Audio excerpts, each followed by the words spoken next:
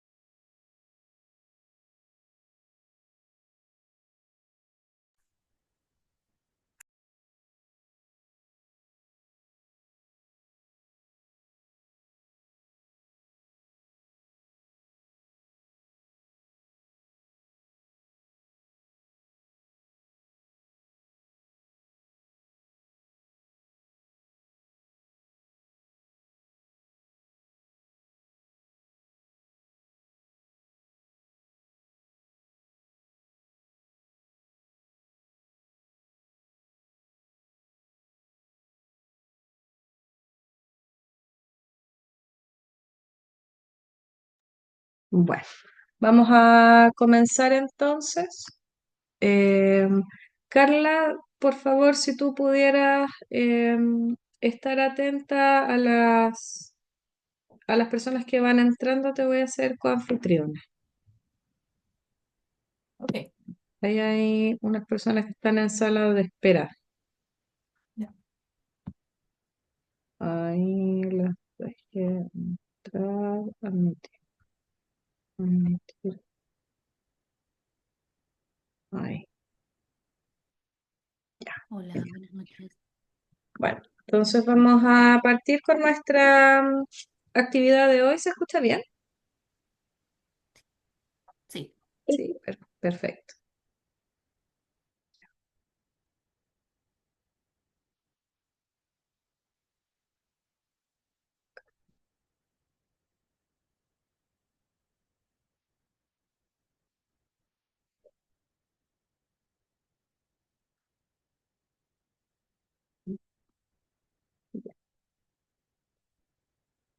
Listo. Entonces, ay,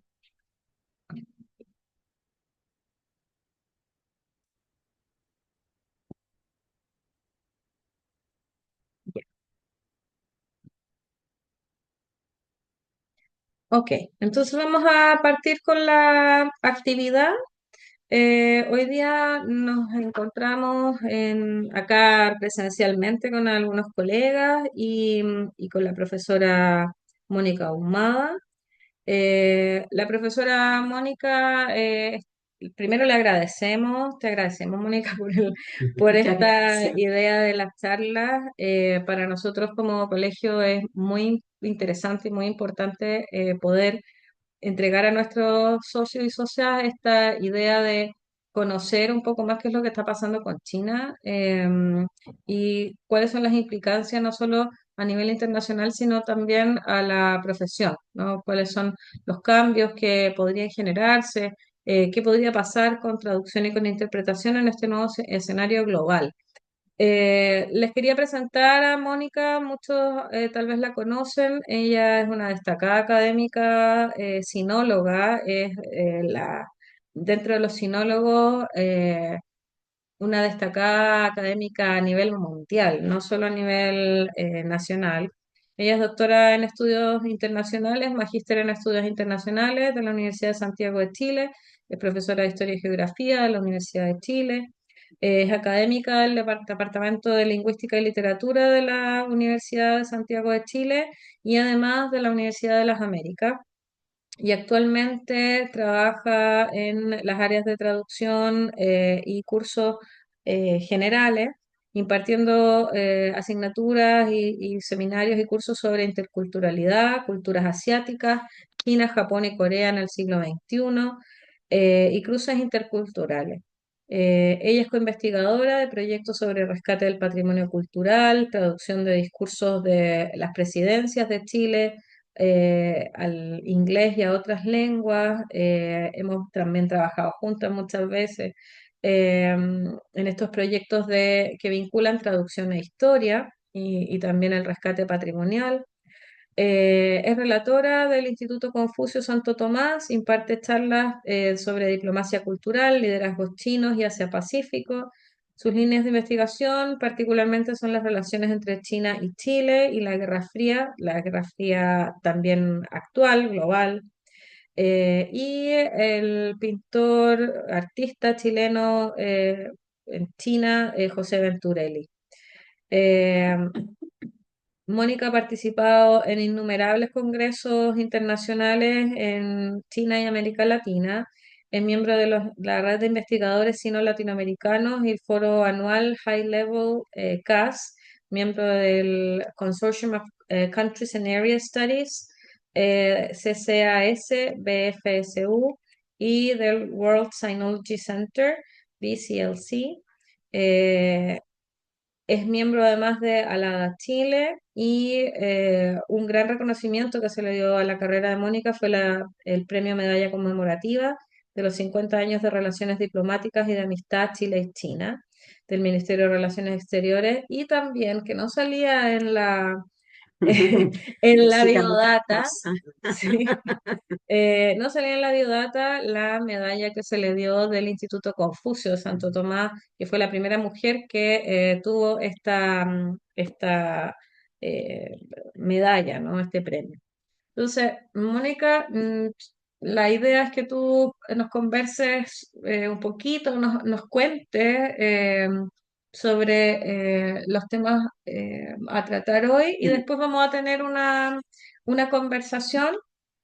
Acá ustedes también van a poder tener contacto con nosotros a través del chat. Vamos a estar atentas a las preguntas también que pueden ir poniendo ahí mismo, ¿ya? Así que Mónica, te dejo la Bien, palabra. primero que nada, volver a saludarlo. Para mí realmente es una alegría enorme poder estar aquí en el Cotich. Cuando yo recién empecé a trabajar, más allá de mi propia disciplina, y me empecé a vincular con lo que es el área de la traducción, realmente para mí fue una fascinación, porque era descubrir un mundo que va muy, muy en paralelo a lo que es precisamente desde la disciplina de las relaciones internacionales y de la historia. En este sentido, gracias por poder compartir estas ideas que quiero plantear hoy día. Y bueno, es difícil abordar en poco rato, porque la idea es que también podamos tener un espacio para preguntas. Es difícil abordar en tan poco rato lo que son temas tan atingentes como es precisamente hoy día que está en China en la palestra mundial. De varias partes me preguntan, ¿cómo lo ves tú? ¿Qué te pareció el artículo que salió en el diario? ¿Cuál es tu opinión? ¿Es así? Bueno, ya tendremos un tiempo para conversar y bueno, a lo mejor más adelante podremos tener otro momento también para seguir haciéndolo. Quise poner estas dos imágenes, primero que nada, porque la traducción es lo que nos convoca. Y ahí vemos precisamente de la Gran Muralla China a Machu Picchu y viceversa, de Machu Picchu a la Gran Muralla China. Y precisamente ¿por qué? Porque Latinoamérica siempre ha estado presente en lo que es el contexto de China. Por eso es que hoy día he querido tomar como cuatro puntos: China en un contexto internacional, las implicancias para la traducción y la interpretación desde los inicios de la nueva China, las redes y congresos internacionales, una estrategia de difusión que ya Rosita lo nombraba dentro de la presentación, y posteriormente el rol que han ocupado los institutos Confucio como una mirada abierta a la difusión cultural y precisamente a la enseñanza del chino mandarín. Esperen un poco. Ya, la problema técnico. Ah, ahí, ya, ok. En este sentido, yo creo que uno siempre ha tenido un imaginario, ¿ah? Yo cuando era muy niña, y varias veces ya lo he compartido esto, para mí China era un misterio, era un país fascinante, era algo que me quedaba demasiado grande para lo que podía ser la mente. Pero en el transcurso del tiempo, y como siempre lo digo y lo voy compartiendo, a China hay que ir conociendo de a poquito. Y por eso quise conocer estos paisajes y estas ideas. Primero que nada, esa China milenaria, esa China de los ríos, no había comunicación, no había caminos, no había tren bala, y bueno, solamente el río Yangtze, el río Amarillo, eran espacios para poder desplazarse, no había más. Siempre cuento, y en las laderas, los cultivos de arroz y las travesías. Siempre cuento, por ejemplo, cuando el poeta Pablo Neruda, podríamos hablar desde la literatura, cómo se ha traducido, pero no lo voy a tocar ahora. Él decía, bueno, ¿cuándo vamos a llegar? Ya llevaban 3 semanas y la idea es que tenían que llegar a Shanghái. Y bueno, todos sabemos la personalidad de Neruda y pasarse 3 semanas navegando no era de lo más favorable para él. Tenemos que decir también que es una compleja geografía, cordilleras, montañas. Miren ahí los cultivos de arroz. Recuerdo las primeras veces cuando me tocó ir a China y estar en el tren bala, me llamaba mucho la atención que cuando uno cruzaba, de repente el tren se oscurecía. Y no era 1 minuto, eran 2, eran 3. Y uno pregunta y dice, ¿qué pasa? No, estamos cruzando cordilleras, estamos cruzando montañas. Lo cual uno se queda pero impactadísima, porque uno dice en Chile es como impensable. Otro punto que yo creo que es un referente son los viajes de Marco Polo. Siempre me fascinaron. Y de ahí yo creo que viene mi gusto también por China. ¿Por qué Marco Polo, que había ido, un navegante italiano, con todo lo que era Venecia en ese momento? No tengo tiempo para hablar de las repúblicas italianas en este minuto, pero con todo lo que era Venecia en ese minuto, ¿por qué se fascinó? ¿Por qué va y por qué se queda 3 años? Bueno, es un tema para una charla. Y por otro lado, también tenemos todo el tema de lo que fueron las dinastías Ming y la dinastía Qing, en que precisamente China se consolida como un imperio, con toda la trascendencia de un imperio, y en el periodo también en que nosotros vamos a tener la construcción de templos tan importantes como va a ser el Templo del Cielo, donde se ofrecían las cosechas y el momento de encuentro con el emperador, y también después en la dinastía Qing. Quisiera recordar, haciendo un contrapunto, la figura del emperador Qianlong, reinado de 1735 a 1796. Quizás alguno de ustedes vio lo que fue en el Centro Cultural La Moneda, esa exposición maravillosa que fue la ciudad prohibida. Precisamente ahí se trajeron los sitiales, los mantos, las telas, los trajes, ¿ya? La vestidura de los emperadores. Y precisamente este emperador hay que compararlo con el periodo de lo que hablamos de un Luis XIV, de una época de un despotismo ilustrado en Francia, en que trató el desarrollo de lo que va a venir con todo el desarrollo de la revolución de la ilustración. Entonces China va en paralelo. Lo que pasa es que siempre hemos hecho una disociación. Por un lado a China y por el otro lado al mundo. Y yo diría que lo que más sorprende hoy día de China con todo lo que está pasando es que China no es que no haya estado, China siempre ha estado. Lo que pasa es que de Occidente lo hemos mirado con otra mirada, con otros ojos. Bueno, algunos datos básicos. Precisamente ahí está la ciudad prohibida para que tengamos un referente. China tiene actualmente una población de 1.410.000 millones de habitantes, lo cual es la cifra más alta junto con la India. Trabajo con datos del Banco Mundial 2023 porque no tenemos aún las cifras 2024. Ciudades relevantes, bueno, Beijing, la capital, Shanghai, todo lo que es una ciudad muy, muy cosmopolita.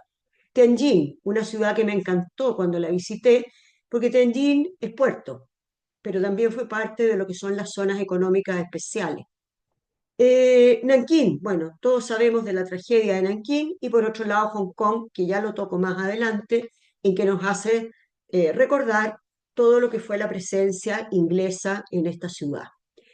Como PIB total tenemos 17.794.000 billones, lo cual es una cifra y lo hace ser la segunda economía mundial después de Estados Unidos y siguiéndolo Alemania y más allá Japón.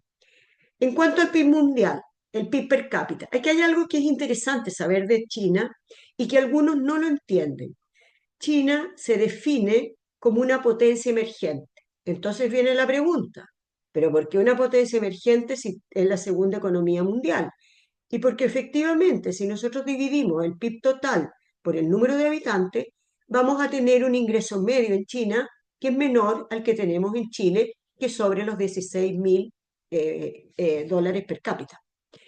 En cuanto a crecimiento económico, aquí tenemos cifras que están variando.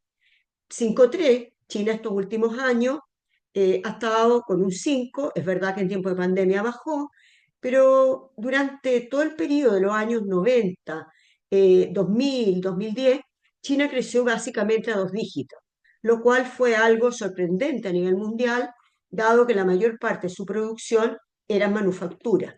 Y en esa época de los principios no eran manufacturas de alta calidad, ya tendremos que mirarlo un poco. Moneda tenemos el yuan y los principales productos de exportación serían artículos electrónicos, textiles, sector automotriz, lo vemos en Santiago, las marcas de autos chinos, todo lo que es la industria tecnológica, con todo lo que se requiere, con los circuitos integrados, hoy día con todo lo que es el tema del litio, el tema de la electromovilidad, no tendremos tiempo para hablarlo ahora, pero todo esto nos habla de una China que está en la punta de la tecnología, en la punta de la manufactura y en lo que es el sector de desarrollo industrial. Nosotros tenemos que la firma de relaciones diplomáticas se dio con Chile en 1970, siendo el primer país de América del Sur. Si miramos a China en un contexto internacional, China ha hecho una apuesta hoy 2025, y ya viene arrastrándose precisamente a partir de lo que es el multilateralismo. Y ahí está la relevancia de la interpretación, porque uno tenemos que pensar que todos estos acuerdos a nivel mundial o las intervenciones que se van diciendo desde los distintos estados se tienen que hacer en distintas lenguas. Y por eso es que las lenguas oficiales de las Naciones Unidas, que es el organismo más importante, van a ser en árabe, en chino, en español, francés, inglés y ruso. Y sin la lengua y sin la interpretación no podríamos pensar que habría una comunidad eh, global hoy día. China entró a la Organización Mundial del Comercio en el 2001 y esto significó para China un gran avance, dado que bien sabemos que la calidad de los productos chinos en una primera etapa no cumplían con muchos estándares o no cumplían tampoco con las patentes, cosa que hoy día lo hace ser a China uno de los países que tiene un mayor número de patentes inscritas. Entonces vamos viendo cómo poco a poco se fueron dando los pasos. Eh, Otro punto que para mí es relevante y lo quise dejar puesto ahí es lo que es China con respecto a lo que es el GATT. Estamos con toda la discusión del tema arancelario, con México, con Canadá, de parte de Estados Unidos, el tema de las sanciones drásticas que se han puesto con respecto a China desde Estados Unidos. Pero bueno, tenemos que remontarnos a algo que es muy anterior y que es cuando precisamente se crearon los General Agreement on Tariff and Trade a propósito de que cuál iban a ser las medidas que se iban a privilegiar en tema arancelario para que la economía mundial se recuperara después de lo que había sido la Segunda Guerra Mundial. Hace 2 o 3 días atrás tuvimos, 8 de mayo, cuando es el ingreso de las tropas aliadas en Berlín. Todo esto implica que esta China no es la China de hoy, es una China que se ha ido construyendo paulatinamente a través de distintos periodos.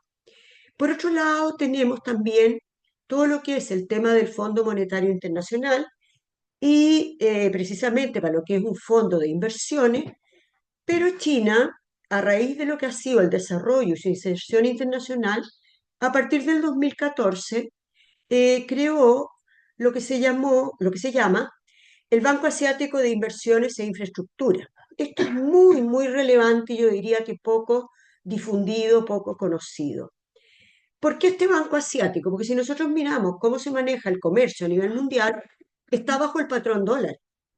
Y cuando yo hago inversiones en patrón dólar, significa que yo tengo que pasarla de la moneda local al patrón dólar y de esa moneda a la moneda local. Entonces ocurre que cuando yo quiero hacer una inversión, tengo que pasar por tres etapas. De ahí el Banco Asiático de Inversiones creó una figura tal que se pudiera hacer una transacción directa, lo cual ahorra lo que es el tema de las inversiones y la infraestructura. Y esto básicamente lo han instalado, los países fundadores fueron Australia y Corea del Sur, y hoy día, bueno, tenemos más de 100 países que son miembros del Banco Asiático de Inversiones. Yo diría que esto es algo poco conocido. A mí personalmente me tocó una experiencia en que en el momento como que le tomé realmente la trascendencia, y es que me invitaron a exponer a una gran conferencia que hubo sobre la iniciativa de la Franja y la Ruta. Habían representantes de todas partes del mundo, y el primero que habló, a mí me tocó hablar después, precisamente por el tema América Latina, el primero que habló fue el CEO del Banco Asiático de Inversión e Infraestructura, y dijo algo que se me quedó pero grabado a fuego. Dijo, bueno, dijo, yo he tenido mucha experiencia en mi trayectoria. ¿Y cómo llegué aquí? Yo primero aprendí a hablar inglés, y él era de la época, podríamos decir, de la Revolución Cultural, o sea, una época marcada por un tema ideológico, pero él sabía desde muy niño que si él aprendía inglés, él iba a tener un espacio muy grande. Posteriormente estudió economía, se fue a trabajar al Banco Mundial, a distintas instituciones, organismos mundiales, y finalmente uno dice, pero ¿de dónde saca el expertise? Y es esta cosa que es propio de los chinos, que es ir haciendo como el paso a paso, como quien dice, voy subiendo la escalera hasta que llego a un alto cargo. Bueno, otra cosa que es muy relevante también es el Foro de Cooperación Económica, APEC. Bueno, bien sabemos que es su sigla en inglés, y que básicamente China también tuvo ahí una situación, yo diría, eh, especial, dado que en esa época, en el año 1989, eh, por un lado estaba Taiwán, por otro lado estaba Hong Kong y por otro lado estaba China. Y es la única vez la República China, la República Popular de China, y pues la única vez en que han estado presentes estas tres Chinas, que muchas veces no las entendemos en una dualidad o en una dimensión, si es que no conocemos la historia de por qué se da esta situación. Bueno, Hong Kong pasó posteriormente a China, ya lo diré más, y finalmente está la disputa entre Taiwán y Hong Kong. Bueno, nosotros tenemos que otro de los momentos relevantes es todas estas reuniones que tenemos del G20, en que se organizan las 20 economías más importantes del mundo, y por otro lado, algo que hoy día con la era Trump y todo lo que está ocurriendo, nosotros tenemos, como decimos en relaciones internacionales, una nueva repartición de actores. El mundo ya no está centrándose solamente en Europa y en Estados Unidos, sino que el mundo, básicamente este sistema internacional y este sistema global, está manejando y están surgiendo otros actores. Y dentro de estos otros actores tenemos precisamente los países ASEAN. Nombre algunos, no me dan los tiempos, nombre algunos, por ejemplo, Singapur. Todos sabemos que Singapur está a la vanguardia de lo que es la tecnología y el desarrollo mundial, y especialmente yo diría que estos países fueron muy conocidos cuando se hablaba de los tigres del Asia del Este, ¿ya? Singapur, Taiwán, el mismo Japón. Bueno, y hoy día en este escenario de esta era Trump, como la he querido llamar, precisamente tenemos que China, más Japón, más Corea, están apostando por privilegiar los países ASEAN. Entonces, cuando uno ve que más de la mitad del mundo puede manejarse en otro escenario, uno vemos que una situación que puede partir como una guerra arancelaria muy fuerte, muy impactante, pero que de alguna manera los países comienzan a tomar lecturas propias sobre lo que van a ser estos 90 días hasta que terminen los acuerdos. Ya estamos viendo que precisamente hay algunos países que ya están tomando acuerdos directamente en una relación bilateral. Entonces, aquí hay que tener ojo, porque en estos escenarios uno tiene que ser cauteloso de cómo van avanzando los temas y cómo tampoco emitir juicios que sean a priori, a pesar de la debacle que produjo el día que se dijo sobre las alzas arancelarias, es precisamente ir mirando cómo se van a ir dando. Y la segunda lectura que hay que hacer es que en este escenario nuevo mundial probablemente nosotros vamos a tener un cambio. No da lo mismo decir el siglo XIX, cuando el imperio inglés tenía todo el desarrollo de la revolución industrial, vinieron las guerras mundiales y el protagonismo lo tuvo Estados Unidos. Entonces, esto no es una cosa que sea particular, casual, sino que hay que entenderla dentro de un contexto histórico. Bueno, siguiendo con esto mismo, a ver, se me pegó. Siguiendo con esto mismo, nosotros podemos decir de que China también ha tenido en esta dinámica un sustento, una trayectoria en que precisamente hay que entender lo que es el Estado chino, precisamente desde lo que es un sistema jerárquico. China tiene una larga trayectoria de más de 5.000 años en que precisamente la jerarquía del emperador, los súbditos, se marca en lo que es un modelo confuciano que viene desde el siglo VI antes de Cristo. ¿Y qué es lo que ocurre? Que el sistema confuciano son normas, son principios, el tema de la armonía familiar, el tema de la armonía social, y que básicamente están los vínculos a nivel de familia, pero a nivel del Estado. Y ahí está como la armonía se habla de la ley del cielo. Entonces, cuando uno ve la figura de un presidente chino o de un presidente Xi Jinping, uno tiene que entender también que hay un tema de que todo lo que puede ser una mirada parte del concepto confuciano, pero parte también de un concepto que es muy relevante y que es el tema de la meritocracia que yo algo decía antes, ¿ya? O sea, nadie llega a ocupar un cargo público alto sin haber pasado por una serie de pasos anteriores. Y para eso están los sistemas de examen. He querido poner aquí los 5 principios básicos del Estado que vienen más o menos desde los años 1955 en un encuentro importante con la India y en que precisamente el ministro Zhou Enlai lo declaró como algo oficial y que sigue siendo hasta el día de hoy algo que es medular para entender la política china. ¿Cuáles son estos 5 principios? Respeto mutuo de la soberanía y la integridad territorial, práctica mutua de la no agresión, no interferencia en los asuntos internos de otro Estado, igualdad y beneficio mutuo, coexistencia pacífica.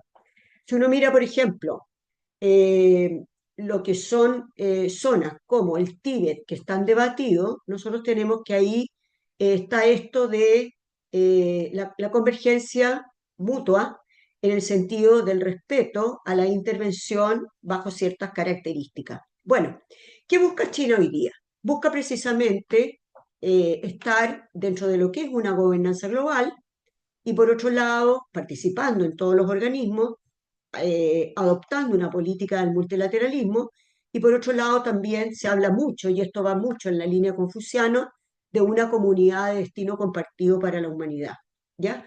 Por lo tanto, no es, y en esto insisto, China se define como una potencia emergente, que es distinto a hablar como una economía mundial. Ya lo expliqué por qué.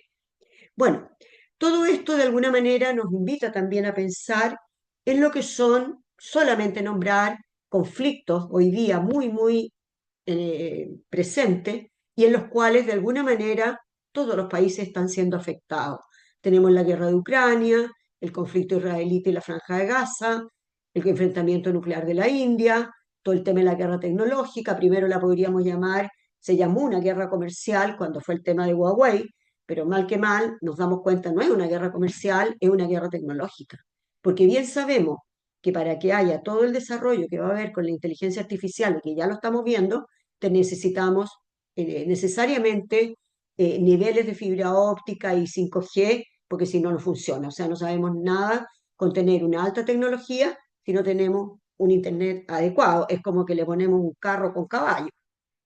Bueno, en la era Trump, ya lo decía, el tema de las alzas arancelarias, el tema de las migraciones, que es un tema muy potente con la frontera con México, Hay un tema que por un artículo que me tocó escribir ahora hace poquito, hay un tema que poco se ha dicho en estos días porque estamos con otros temas, pero es el tema del Canal de Panamá. Esto no es un tema menor. El Canal de Panamá durante todo el siglo XX básicamente estuvo bajo la presencia en la zona del canal de Estados Unidos. Bueno, estuvieron los acuerdos de que se firmaron en que el año 2000 precisamente iba a pasar precisamente a un territorio de Panamá. Pero ¿qué es lo que estamos viendo hoy día? Que en el año 2000, en el año 2017, Panamá firmó relaciones diplomáticas con China, en circunstancias que siempre las relaciones diplomáticas de los países centroamericanos habían sido con Taiwán. Ya expliqué recién la pugna en Naciones Unidas. Y también Panamá había ingresado a la Franja y la Ruta, que fue lo que explicaba yo cuando me tocó compartir con el presidente del Banco Asiático Internacional de Infraestructura. Entonces, ahí hay algo que está todavía, yo diría, vedado, porque estamos con con todo la discusión en el tema arancelario, pero no nos olvidemos que ya se planteó el tema de Groenlandia. Entonces aquí tenemos un tema de soberanía y de presencia norteamericana en espacios que propiamente tienen una dinámica propia. Esto no es menor, porque una empresa de las empresas más importantes que tienen todo el tema de la logística en el Canal de Panamá, que era una empresa china, acaba de ser comprada en un 95% por una empresa norteamericana. Bueno, y por otro lado tenemos los temas de género e identidad que ya se están viendo con los pasaportes, con las personas que viajan y que bueno, hoy día, ¿y de dónde parte todo esto? Yo los invito, no podemos conversarlo después en otro minuto, yo los invito a que puedan revisar el discurso del 20 de enero del 2025 del presidente Trump, en que precisamente es como una carta GAN, es como un checklist. Uno, dos, tres, cuatro, cinco, seis. Y todos estos temas, hay otros que no los alcanzó a poner, precisamente están puestos como parte de lo que va a ser la primera etapa de su gobierno. Entonces, nosotros tenemos que profundizar los temas, porque en el fondo los temas están dichos. El tema es hasta dónde nosotros manejamos la información necesaria para tener una opinión más con un consenso y más argumentado. ¿Cuáles serían las implicancias de la traducción y de la interpretación en los inicios de la nueva China?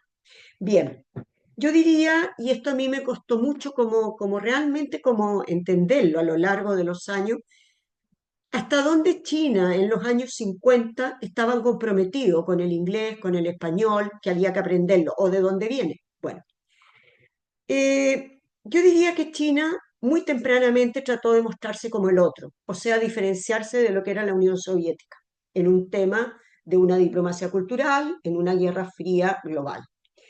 Y precisamente a mí siempre me ha llamado mucho la atención, y esto lo he escrito ya en otras oportunidades, es la conferencia de paz hacia la región del Pacífico en octubre del 52. ¿Y por qué es tan importante? Porque a esa reunión participaron más de 100 países de distintas lenguas, iban muchos de África, de Nueva Zelanda, de Australia, del sudeste asiático, del Centroamérica, del Caribe, y precisamente ahí yo les puse, está escrito en chino, en inglés, en español. ¿Y por qué? Porque para ellos la lengua era la herramienta para poder llegar al resto del mundo.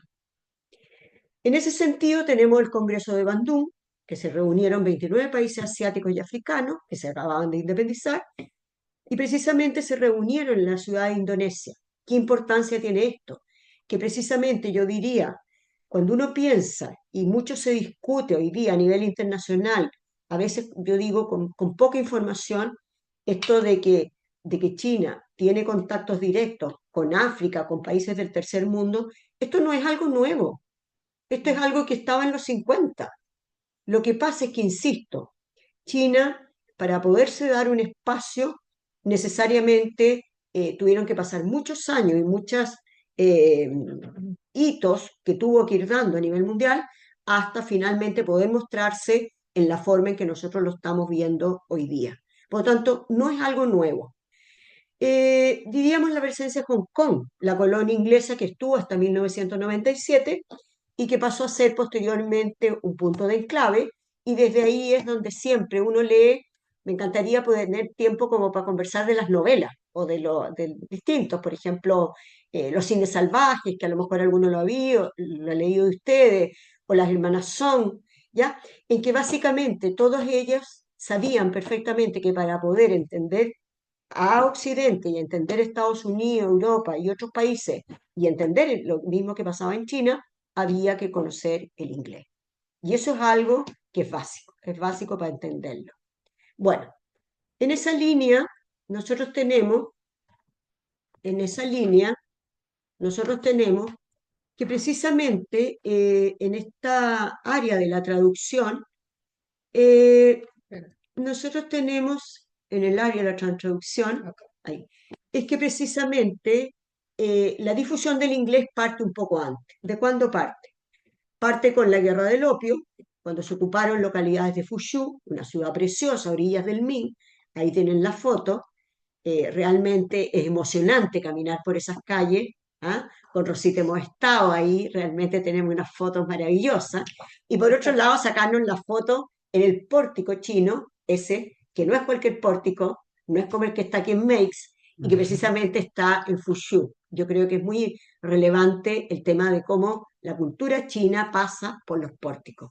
Bueno, por otro lado, también tenemos que hubo no solo colonia inglesa, sino que hubo colonia francesa, y precisamente yo hablaba de la ciudad de Tianjin, una ciudad preciosa en el puerto en el norte, a 100 kilómetros de Beijing, y precisamente ahí lo que más se dio fue la presencia alemana, como también en Qingdao. Qingdao, la cerveza de China, es Qingdao, y precisamente es porque llegaron a esa ciudad los alemanes cuando se hablaba de las zonas económicas especiales, ¿ya? Que es la propia de la estructura que se dio en el siglo XX. Otro punto de unión es el tema de los misioneros que llegaron en el siglo XIX y bueno, ahí también hubo un traspaso de una cultura a otra. Por lo tanto, uno podría decir que, claro, uno sabe la lengua chino-mandarín, pero este cruce que yo he querido dar es precisamente para entender de que otras lenguas también estuvieron presentes no solo en las últimas décadas, sino que también en el siglo XIX, fines del siglo XIX y el XX, a partir de la zona económica especial. Quise poner estos dos contrapuntos. Yo hablaba recién del Congreso de 1952, es clave, porque fue por primera vez en que precisamente ahí al centro tenemos el ministro Zhou Enlai. Él dice, si queremos comunicarnos con el mundo, tenemos que enseñar lengua. Y aquí nadie habla ninguna otra lengua. Por lo tanto, al cabo del tiempo, comienzan a enseñar otra lengua y crean el Instituto de Lengua Extranjera. ¿Para qué? Para formar precisamente a traductores. Y acá, como el contrapunto, tenemos precisamente, eso es en Fuzhou, precisamente tenemos el contrapunto de lo que es McDonald's con lo que es precisamente la propia ciudad, con esa belleza de la madera que es pero fascinante. Y al centro yo diría que todo lo que son los artículos chinos, este es en el Journal of Social Science, ellos siempre tienen mucho interés por difundir su cultura y difundirla en su propia lengua, en chino, y hay varias revistas chinas que precisamente publican en español, en inglés, en portugués y no en chino. ¿Por qué? Porque es una manera de llegar a otras culturas y a otros estados.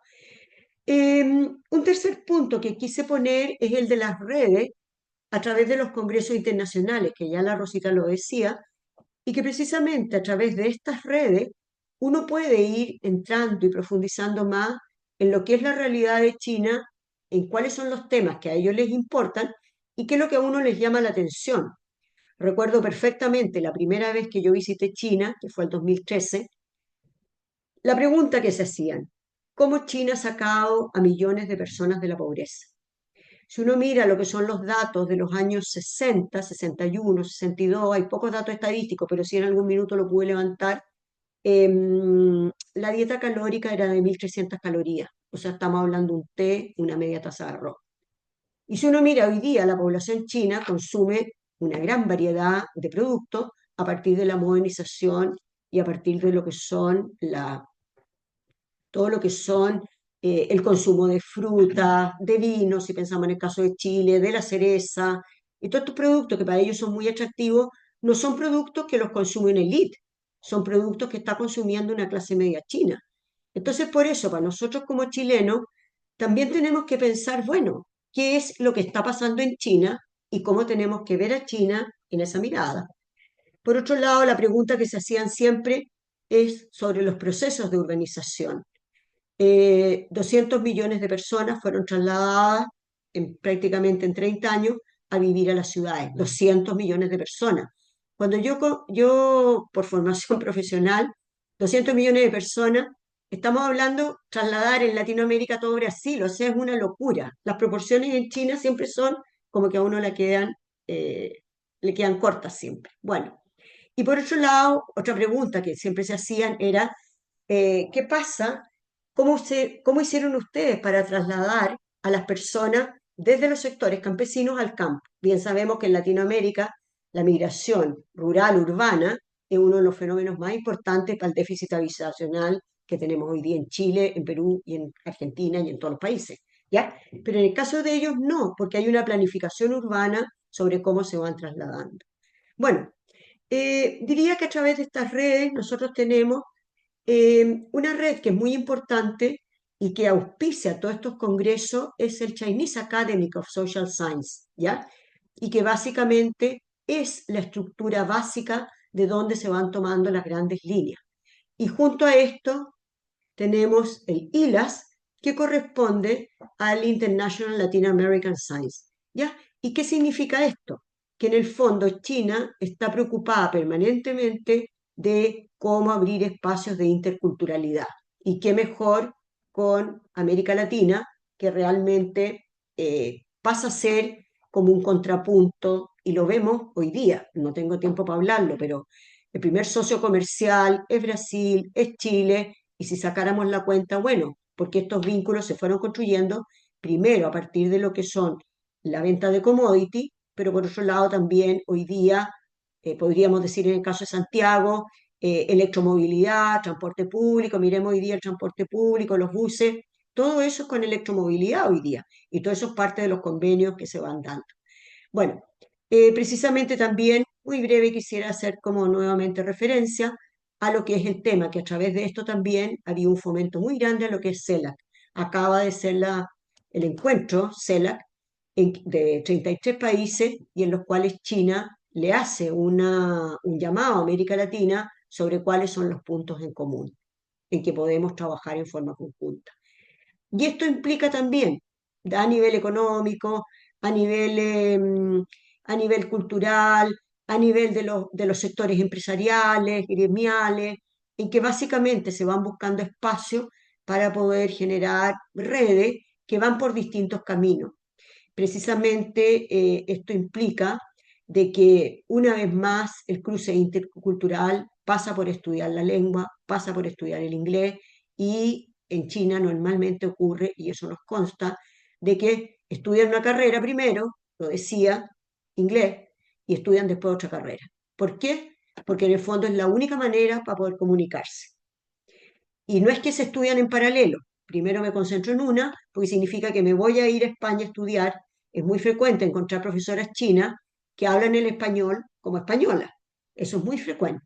Bueno, y aquí algunos referentes. Quise poner aquí a la profesora Magnolia, que ella es del Beijing Foreign Studies University. Nos ha tocado varias veces estar con Rosita, ella ha estado aquí en Chile, y también con el profesor Vicente Andreu, de la Universidad de Valencia, que ha hecho un trabajo maravilloso con respecto a lo que son los institutos Confucio a nivel mundial. También tenemos, en épocas de pandemia, todo lo que fue el desarrollo de mantener estas redes, porque todos sabemos, si dejamos las redes se pierden. Y las redes han mantenido por más de 10, 15 años, precisamente en tiempos de pandemia. Rosita tuvo un rol muy importante ahí cuando pudo efectivamente desarrollar el Foro Académico de Alto Nivel de América Latina, el noveno, en una reunión absolutamente online en que nunca nos vimos, pero solamente nos conectamos y ahí vemos algunas imágenes. Y las miro hoy día, ha pasado el tiempo y realmente emociona cómo las cosas se hacen con esfuerzo, las cosas se hacen con disciplina y las cosas se hacen con proyección, que es un poco lo que queremos del día de hoy. Muy breve, ya cerrando, lo que han sido el punto de los institutos Confucio, que es una mirada abierta a la difusión cultural y la enseñanza del chino, ¿ya? En Chile nosotros tenemos, a nivel mundial, precisamente los institutos Confucio parten en el año 2000 desde la Universidad de Anhui. ¿Y por qué? Porque ellos empiezan a elevar la necesidad de que el chino sea enseñado en distintas partes. El primer Instituto Confucio fue en el año 2004, se creó en Corea y después vinieron otra serie de institutos. El modelo primero era Hanban, de parte del Estado chino, en que mandaba a los profesores. Hoy día ese modelo ya no es así, sino que son acuerdos de universidad a universidad. En Chile tenemos el caso de la Universidad Santo Tomás, que tiene como contraparte precisamente la Universidad de Jujuy. La Universidad Católica también tiene convenio, la Universidad Católica se crea, el Instituto Confucio en el 2008, y precisamente está esto, una universidad china, una universidad de Latinoamérica, generan estos espacios. Quiero hacer referencia dentro de esto, ya cerrando, precisamente a quienes han impulsado esto desde nuestra región de América Latina, el profesor Rubén Tan en el Perú, ya nombraba al profesor Vicente, el profesor Sun Tan, estuvo precisamente a fines del año pasado aquí en Santiago, y él pertenece a la Beijing Culture and Language University, ¿ya? Y precisamente siempre está con la idea de la gran cantidad de acuerdos y de convenios que podríamos hacer. Profesor Luis Paulino en la Universidad Estatual y San Pablo y la profesora Andrea Papier en la Universidad Nacional de La Plata. ¿Qué es lo que nos dice eso? Que en el fondo no es solo un país, sino que es una mirada de cómo la difusión de una lengua, para estar presente, tiene que tener personas que precisamente a lo largo del tiempo lo van impulsando. ¿Se fijan? Acá tenemos el encuentro, los directores de la Universidad de Jujuy, que vienen a Chile, hacen convenio, y bueno, y por otro lado están los ICLUB chinos, que precisamente va mostrando la cultura. Todos sabemos que una lengua no es la lengua, sino que es la lengua más la cultura. Y en ese sentido, podemos tener, cualquiera puede entrar al instituto, a los e-club chinos, en que hay una serie de trabajos, exposiciones en que se va hablando. Solamente una mirada a estos cruces interculturales, la Semana de la Cultura Brasilera, precisamente en la Universidad de Hubei, eso es en Wuhan, eh, y cómo se van entrelazando estudiantes latinoamericanos, da lo mismo si es de Brasil, de Argentina, de Chile, y estudiantes chinos también de distintas partes del norte, del sur, del centro, en que se va haciendo este cruce cultural. Porque si no hay cruce cultural, no hay espacio para las lenguas. Aquí solamente lo que es el Teatro Municipal de Manao, y vemos ahí precisamente estos cruces culturales en que precisamente la música, el baile, los espectáculos tradicionales es lo que va produciendo los acercamientos entre países. Por último, para cerrar, para que tengamos para un par de preguntas, ¿cuáles serían como los desafíos de la próxima década? Primero que nada, lo que he insistido a lo largo de todo este trabajo y esta presentación es que la lengua es la que permite el cruce intercultural y cómo esto se debe permear en las relaciones, no solo a nivel universitario, sino que en las relaciones entre Estados, en materia económica, en un tema social, ¿ya? Un segundo punto, bueno, lo que ya planteaba yo con toda esta interrelación a partir de la lengua, y por otro lado, cómo también se deben fortalecer los organismos públicos privados para entender lo que es la cultura de otro país. Nadie puede hacer una negociación con alguien si no conoce la cultura y no conoce los códigos culturales. Y eso es básico. Y por último, yo diría que esto mismo que estamos haciendo hoy día con COTICH, Colegio de Traductores de Chile, esto mismo que estamos haciendo con COTICH es una nueva forma de difusión. Y COTICH tiene una plataforma con proyecciones no solo para lo que es el chino, sino que también para otras lenguas en que realmente la traducción tiene el espacio que se merece para que podamos tener un cruce intercultural. Muchas gracias. Y Sebastián quiere aplaudir. Bueno, muchas gracias a Mónica. No sé si les parece abrir el espacio para preguntas.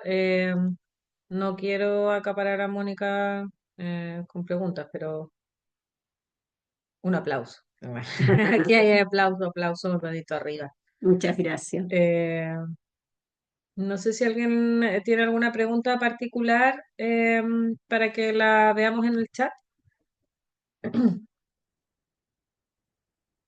Bueno, tenemos algunos minutillos. Felicitaciones por esta gran presentación introductoria, gran exposición. Muchas gracias.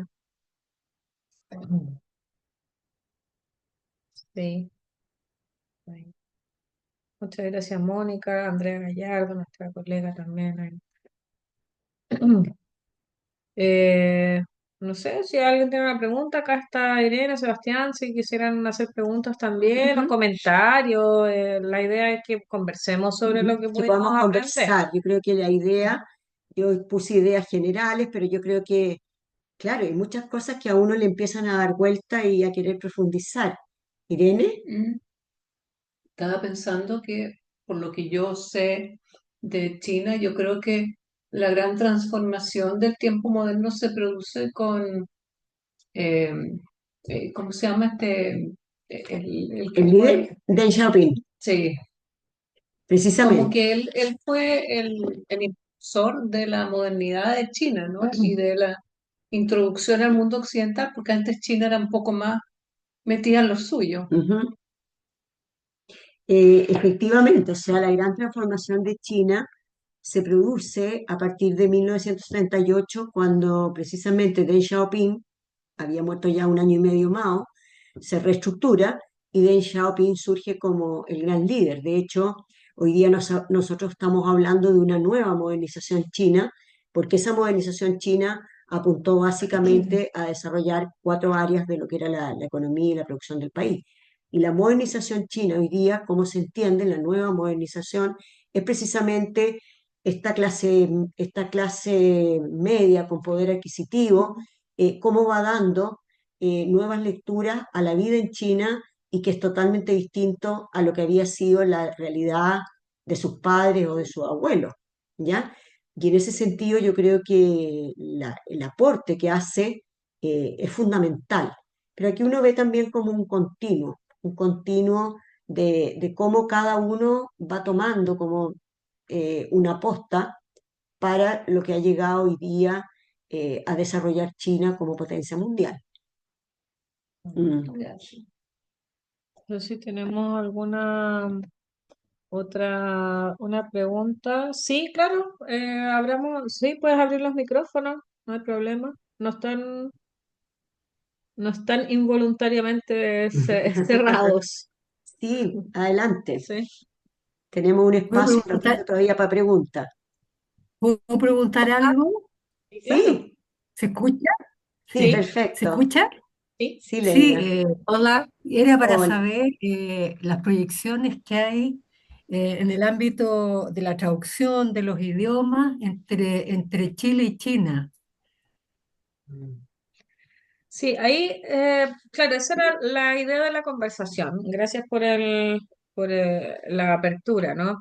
Dentro de lo que Mónica ha conversado, nuestras reflexiones desde la traducción y la interpretación tienen que ver justamente con este cambio de paradigma.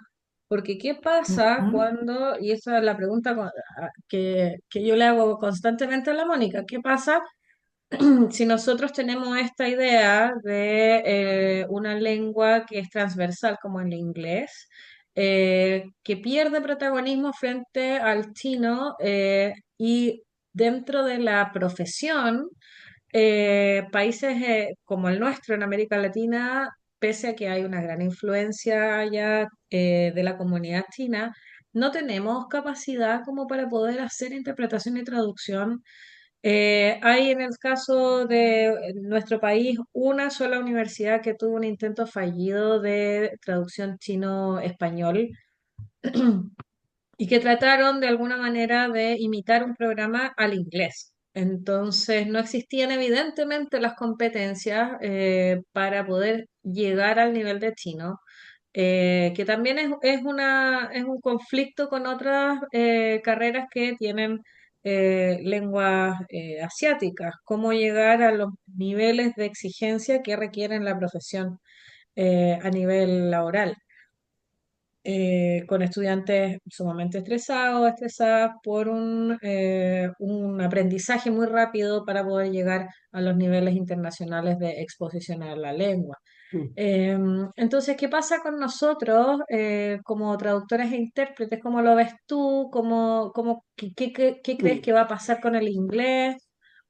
Mira, yo creo primero que nada que uno podría pensar de que las traducciones de textos, pensemos en nuestro país, traducciones de textos chilenos de literatura, uno diría, bueno, están traducidos al chino, no están, desde cuándo empezó la idea. Yo me sorprendí absolutamente cuando estaba precisamente escribiendo el libro, eh, me sorprendí absolutamente cuando converso, tengo bastante comunicación con una de las traductoras importantes allá, precisamente que está en el CAS, en el Mm. Chinese Academy of Social Science, la profesora Lu Yu, y ella me explicaba de que ella ha traducido a autores chilenos y ella acaba de publicar un libro sobre la literatura latinoamericana. Y dentro de eso están las primeras versiones que se hicieron en el año 51. Cuando yo lo conversaba con ella, una traductora impecable, me decía, mira, si el 51 nosotros ya estábamos traduciendo al español, que es un poco lo que yo trataba de plantear antes. Entonces, ¿qué es lo que vemos hoy día? Que yo creo que en el campo de la literatura se han hecho espacios, sí, eso es verdad.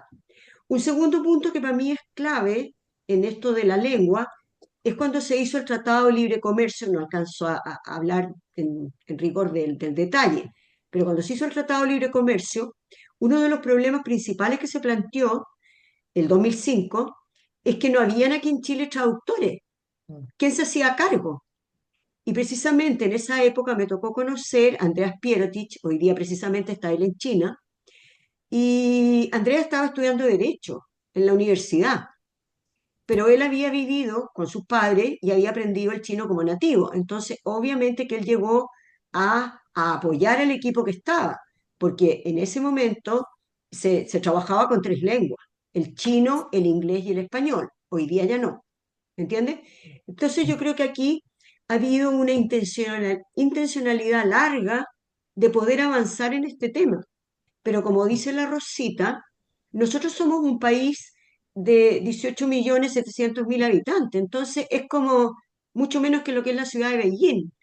Entonces, en ese sentido, no es tan fácil el poder generar una masa crítica que pueda aprender el chino y que lo tenga al nivel que se requiere, porque no va a ser, al momento de la traducción, no es solo un lenguaje comunicacional, sino que es la traducción de textos que vamos a estar trabajando a nivel global, como políticas de Estado, acuerdos a otro nivel.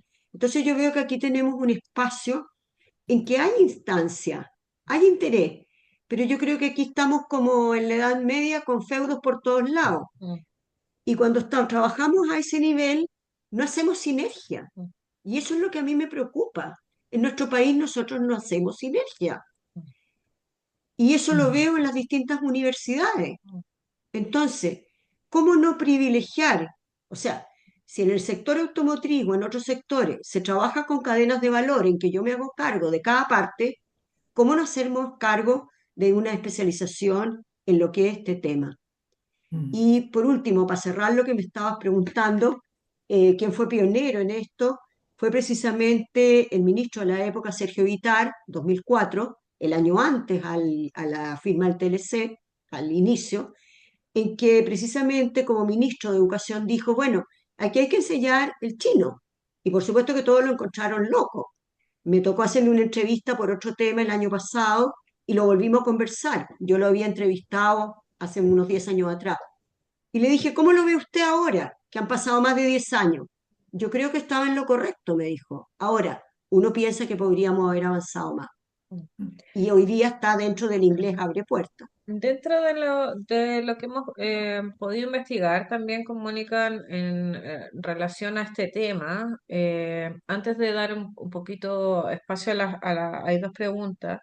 Eh, acá hay un conflicto que se nos genera muy complejo, como ella bien dice, respecto al capital humano que tenemos para la lengua del chino mandarín particularmente. Pero no solo eso, porque pensando en una interpretación o una traducción, los estudios en China de traducción y de interpretación son 10 años para que un intérprete pueda lograr el manejo del español. Ellos tienen programas académicos que tú tienes lengua, como filología o lengua, en los 5 primeros años y se hace una licenciatura Mm, y después tú estudias, como Mónica decía, la carrera de traducción o de interpretación. O sea, es una carrera larga, es compleja, entonces estamos 10 años de hecho atrasados ya hoy mm, día para estos desafíos. En ese sentido, hay que pensar que también no es solo la lengua, porque aquí hay un espacio que a lo mejor podemos cubrir que tiene que ver con lo cultural. O sea, desde la perspectiva de los chinos, el manejar poco de su lengua ya es un avance. Lo sienten como un tema para agradecer, ¿no? Lo sienten como una preocupación por su país, por su cultura. Pero lo que muchas veces les llama más la atención es el interés que nosotros podríamos tener frente a los desafíos culturales, o sea, comprenderlos, no encontrar esta idea de tan extraño, sino que tratar de acercarnos más allá de la comida o del molchino que podría parecer algo un poco mm, absurdo, ¿no? Pero ahora está siendo parte de nuestra cultura que haya estos famosos malls chinos que también se ha estudiado, este último boom, que hasta en el último pueblo recóndito hay uno de estos espacios donde por último puede haber una vinculación, ¿no? con alguien de esa comunidad. Entonces, no solo desde el punto de vista de la lengua, que bueno, es lo que más nos afecta como profesionales, pero sí desde el punto de vista cultural, en capacitarnos frente a la difusión de cultura china, de sus costumbres, de su historia, ¿no? Del arte, etcétera, de la tecnología, o sea, de las áreas del conocimiento donde se va desarrollando también esta relación. En el otro aspecto que tenemos que ver, o también que nos convoca, que Mónica comentaba, es la necesidad que tenemos en este sentido, como cultural, o de entender un poco el cerebro chino desde el punto de vista de las negociaciones. Y ahí nosotros como traductores, intérpretes, tenemos un papel fundamental en el tema de la mediación intercultural. Entonces ahí también, pensando en que lo que nos vamos a demorar en aprender chino, ¿no? Podríamos rescatar eso desde la visión de poder manejarnos como a lo mejor en inglés o en otras lenguas, pero aprendiendo cómo funcionan ese tipo de negociaciones, lo cual ya es un avance para nuestra realidad, digamos, o sea, que los negocios en mm. Chile se hagan en castellano eh, o en un chino que nadie sabe o que muy poca gente maneja, es súper complejo, porque, por ejemplo, hemos estado analizando, hay un artículo que va Mm, a salir que está mm, en una publicación digital que hicimos de un congreso, pero lo estamos armando como artículo. eh, el tema de los contratos, por ejemplo, que se firman para proyectos de energía verde, eh, las versiones en chino y en castellano no son las mismas. O hay errores, o hay temas que nadie maneja. Entonces ahí también es algo muy interesante de analizar desde nuestra perspectiva. Ujú. No quiero latear. Arlene, Alén, sí. sí, Y hay, Alén, y hay otra pregunta de Bélgica también. Alén, sí. Ok, hola, ¿me escuchan? Sí, perfecto. Sí, un saludo desde Río Grande do Sul, sur de Brasil. Ajá. Qué Hola, qué bien. bueno. Bueno, acá en mi provincia empezó un movimiento muy fuerte de enseñanza del mandarín. Ahí hace ya como que 25 años. Yo misma empecé a estudiar mandarín, pero seguí solamente por 3 semestres, porque en la escuela de lenguas donde ofrecían el curso no, no había progresión para otros avanzar los niveles. Y eso sucedió con muchas otras escuelas de lenguas acá en mi provincia, hasta mesmo algunas universidades empezaron a ofrecer curso de mandarín, pero siempre se restringía a 3, 4 semestres y no avanzaba. Bueno, en aquella época, ¿siguen me escuchando? Sí, perfecto. Ok. En aquella época se destacaba el protagonismo del mandarín como extremadamente necesario aprender para manter relaciones económicas con China. Y de la exposición de la profesora Mónica me entendí que en China hay una preocupación en aprender inglés, español, otras lenguas para poder comunicarse. Entonces veo que hay un movimiento al revés, porque antes había aquí una preocupación en aprender chino, pero los chineses perciben que para poder comunicarse con el occidente necesitan aprender estas lenguas, sobre todo para desarrollar los negocios con Latinoamérica, ¿no?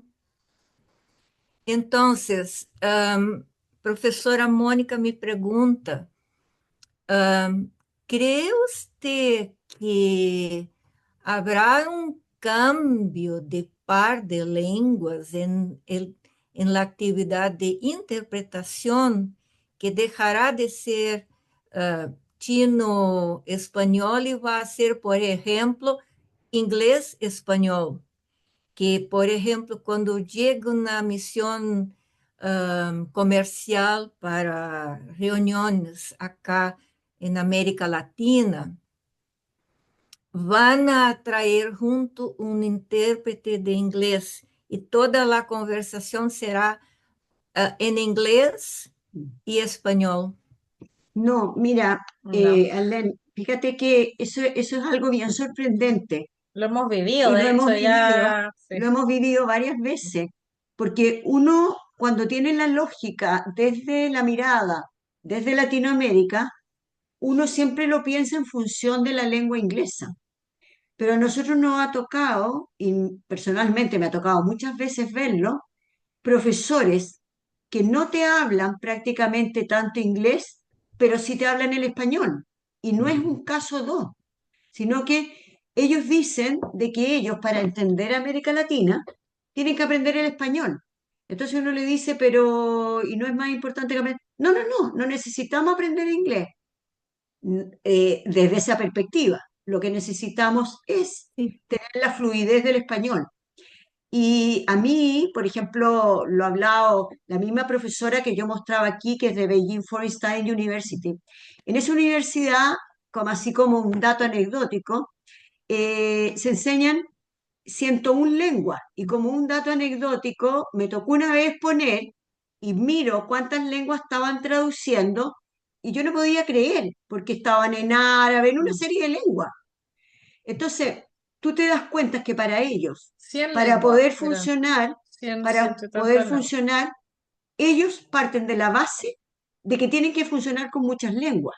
Y el inglés pasa a ser una más, en esa lógica. ¿Mm? Sí. Entonces, es bien sorprendente esto, porque uno no pensaría el gran interés que tienen ellos por aprender el español. A mí se me pasó, Rosita, vuelve en la presentación y te muestro una cosita que no sé por qué se nos pasó, porque con la rapidez que fuimos, vuelve y muéstrame la de la Delia. ¿Ahí No, se ve? sí, ¿se ve? Ah, sí. Sí, Anda para atrás. Que justo nos saltamos una imagen porque avanzamos más rápido.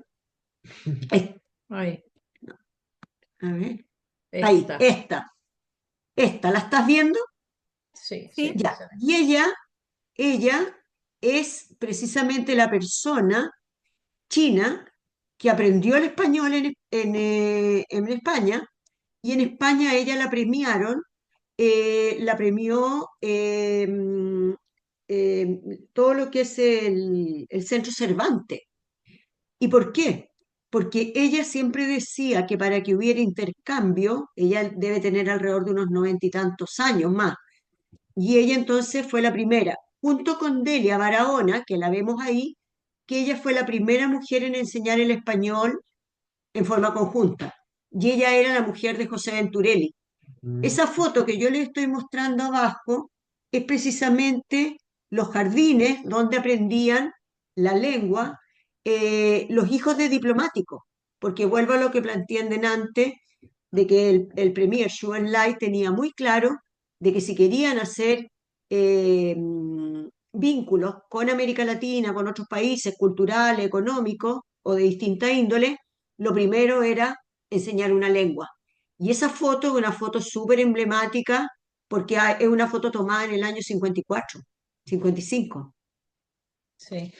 Hay una pregunta que también es interesante y no sé si No alguien... sé si te respondí, Len, en lo que estabas preguntando. ¿Te queda sí, claro? perfecto. Muchas gracias. Yo hay me una... gustaría agregar que con una información así. Yo soy perita traductora del par de lenguas inglés-portugués. Ujú. Y acá en una región de mi provincia, en sur de Brasil, hay mucha gente que vive en China. Se fueron para allá hace como que 25, 30 años cuando se cerraron acá en mi región las fábricas de calzado y estas empresas se trasladaron a China. Entonces, ahí viven mucha gente de mi región, amigos de infancia, de colegio que trabajan allá. Y hasta mismo han constituido familias allá. Y algunas veces, uh, algunos necesitan regresar para acá y traen documentos como documentos de escuelas de los hijos que tienen que traducir para encaminarlos en las escuelas acá para que los niños puedan seguir estudiando acá. Y estos documentos vienen en dos lenguas, en mandarín e inglés. Mm, Todos los documentos vienen bilingües. bilingües, claro. Entonces, yo traduzco estos documentos desde el inglés para portugués. Mm, mm, importante. Acá, bueno, la idea de la pregunta que dice Bélgica, si tenemos como idea tal vez impartir clases de chino mandarín o tal vez unirse con las otras instituciones para tener mayor difusión del idioma con respecto a la traducción. Bueno, queríamos aprovechar este espacio y agradecerle a Mónica su tiempo y su dedicación y el interés que tiene también siempre por la traducción y la interpretación. Y tenemos planificado hacer un seminario sobre estos mismos temas, estas mismas temáticas. No particularmente de lengua, y ya son otras las negociaciones, pero partir por el tema del conocimiento de China y tratar de profundizar un poquito en lo que hemos visto hoy. Vamos a tener 3 sesiones con un precio especial para socios y socias de Cotich y estudiantes. Y la idea es generar un certificado también de capacitación, ¿ya? Una constancia, para poder ir también generando estos espacios, ¿no? de capacitación, de conocimiento.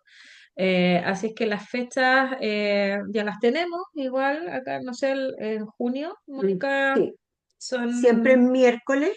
Bueno, sí, en este horario, las fechas serían el 28 de mayo, partiríamos, 28 de mayo, miércoles 4 de junio y miércoles 11 de junio, entendiendo que serían también tanto presenciales como online. Les vamos a hacer llegar la información a través de las redes sociales del colegio y también de nuestro grupo de socios. y ahí la idea sería profundizar un poco, porque hoy día un panorama muy general, precisamente en la trayectoria y la pregunta que nos hacía Irene recién sobre, bueno, qué pasa con una figura como Deng Xiaoping o cómo se fueron dando los distintos momentos para llegar a China a ser la segunda economía mundial. Entonces hay elementos desde la cultura, desde la economía, desde la política exterior, de cómo se va instalando como una potencia importantísima a nivel mundial. Ujú. Así que muchas, muchas gracias. Sí. Gracias Rosita e Eh, Irene y al Cotich por la invitación. Sí, bueno, gracias al directorio también por la coordinación, a Irene también, acá Sebastián que vino presencial, a todos ustedes, y estamos en contacto, les vamos a hacer llegar la invitación a este seminario de 3 sesiones a las personas que se inscribieron, pero también va a estar disponible en nuestras redes sociales. Te queríamos agradecer, Mónica, por todo. Muchas Sí, muchas gracias. Muchas gracias. gracias a ustedes. Muy interesante. Mm, Sí, es muy, muy interesante. Em, bueno, ahí muchas gracias a ambas, muy esclarecedor por el contexto actual. Gracias por la invitación. Eh, eso, nos vamos bien, felices entonces. sí, muchas, muchas gracias y nos seguimos en contacto. Ok, que estén muy bien. Nos vemos. Gracias. Chao. Chao.